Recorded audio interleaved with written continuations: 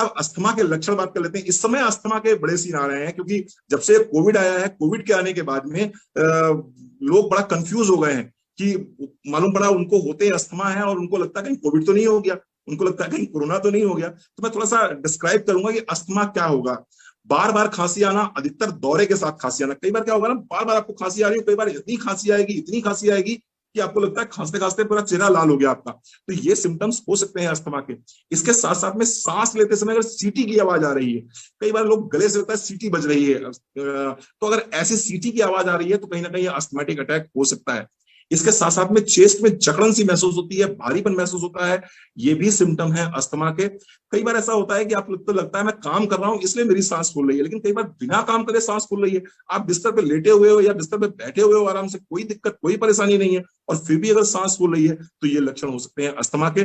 खांसी के समय कठिनाई होना और कफ का बाहर ना निकल पाना, यानी कि बिल्कुल ड्राई कफ अगर आ रहा है आपको, तो ये अस्थमा के सिम्टम्स हो सकते हैं। सजेस्टेड सप्लीमेंट्स क्या रहते हैं? गार्लिक पर्ल जैसा कि मैंने बताया आपको कि ये इन्फ्लेमेशन कम करने में बहुत अच्छा काम करता है। तो कहीं ना कहीं अगर चेस्ट में हमारे ब्रोंक्यूल्स में इन्फ्लेमेशन हो गया है, जिसको हम न्यूमोनाइटिस के नाम से भी जान सकते हैं, जिसको हम एलर्जिक ब्रोंकाइटिस के नाम से भी जान सकते हैं, तो वहां पर जब हम गार्लिक देते हैं तो बहुत अच्छा रिस्पॉन्स मिलता है हमें। तो गार्लिक 1 गोली सुबह 1 गोली शाम को। इसके साथ साथ में टर्मरिक मोदी ने एक बहुत ही शानदार प्रोडक्ट लॉन्च किया है जिसका की एक्सट्रैक्ट है करक्यूमिन। चेस्ट के लिए बहुत अच्छा काम करता है, रेस्पिरेटरी डिसऑर्डर्स के लिए बहुत अच्छा काम करता है। तो आप टर्मरिक ले सकते हैं 1 BD, 1 सुबह 1 शाम। तुलसी की टैबलेट आपको लेनी होगी 1 सुबह 1 शाम। कोई नई चीज नहीं बता रहा हूं, तुलसी आप बचपन से सुनते चले आ रहे हैं कि अगर किसी को सर्दी खांसी जुकाम होता है, रेस्पिरेटरी डिसऑर्डर होते हैं, तो तुलसी लेनी होती है, तो तुलसी आप ले सकते हैं 1 सुबह 1 शाम।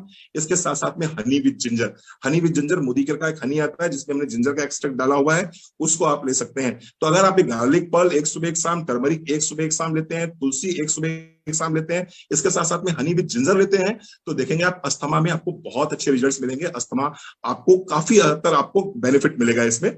इसके साथ साथ में घरेलू नुस्खे की बात करें तो एक सोंठ के लड्डू आते हैं, पता नहीं आप लोगों ने खाए कि नहीं खाए हैं। सोंठ के लड्डू यानी कि सूखी हुई जो अदरक होती है उसका पाउडर, जिसको हम सोंठ बोलते हैं, और गुड़ में अगर सोंठ डाल देते हैं, थोड़ा सा घी मिला लेते हैं उसमें, थोड़ा सा हम उसमें काजू वगैरह डाल देते हैं या कुछ अच्छे ड्राई फ्रूट्स डाल देते हैं, तो सोंठ के लड्डू बनके तैयार हो जाते हैं। वो अगर आप खाते हैं तो आपको बहुत रिलीफ मिलेगा, बहुत बहुत बहुत रिलीफ मिलेगा। आइए थोड़ा सा आगे बढ़ते हैं, कुछ चीजें हमने इसमें लिखी भी हुई हैं। 1 गिलास आप पानी में 1 चम्मच मेथी को उबाल लीजिए, और जब पानी आपका आधा कप बचे तो उसमें थोड़ी सी अदरक का रस डाल दीजिए उसमें आप, या फिर हनी विद जिंजर ही डाल दीजिए सीधे उठा के। हनी विद जिंजर 2 चम्मच डाल दीजिए, यानी 1 कप मेथी का पानी ले लीजिए उबाला हुआ, उसमें हनी विद जिंजर के 2 चम्मच डाल दीजिए। आप देखें इसको चाय की तरह पीना शुरू कर दीजिए। जो अस्थमेटिक अटैक्स हैं उनकी जो फ्रीक्वेंसी है वो कम हो जाएगी, प्लस जो उसकी सीवियरिटी है वो कम हो जाएगी। एक दूसरा नुस्खा बता दूं आपको मैं, 1 गिलास दूध में आधा चम्मच हल्दी पाउडर और 2 कली लहसुन की पीस के आप डाल दीजिए, तो भी आपको बहुत रिलीफ मिलता है अस्थमेटिक अटैक्स में। यानी अगर अस्थमा है तो यहाँ भी बहुत अच्छा आपको रिलीफ मिलता है। एक काम और कर लीजिए, जब भी किसी को अस्थमेटिक अटैक पड़ा है तो क्या करना चाहिए, सरसों का तेल ले लीजिए और सरसों के तेल में थोड़ा सा कपूर मिला दीजिए, थोड़ा सा सेंधा नमक मिला लीजिए, और वो सरसों के तेल से चेस्ट पे मसाज कर दीजिए, पीठ पे मसाज कर दीजिए। निश्चित रूप से आप देखेंगे कफ ढीला हो जाएगा, और एक बार अगर कफ ढीला हो गया तो खांसी में आराम मिलनी शुरू हो जाएगी, खांसी में आराम मिलनी शुरू हो जाएगी। तो निश्चित रूप से आप अस्थमा से बाहर आ सकते हैं। लेकिन ध्यान दीजिएगा, आपको गार्लिक लेना है, आपको तुलसी लेना है, आपको टर्मरिक लेना है।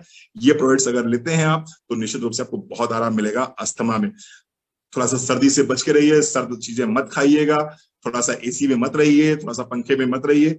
अगर इससे बचा लेते हैं तो निश्चित रूप से आपको अस्थमा में बहुत आराम मिलेगा।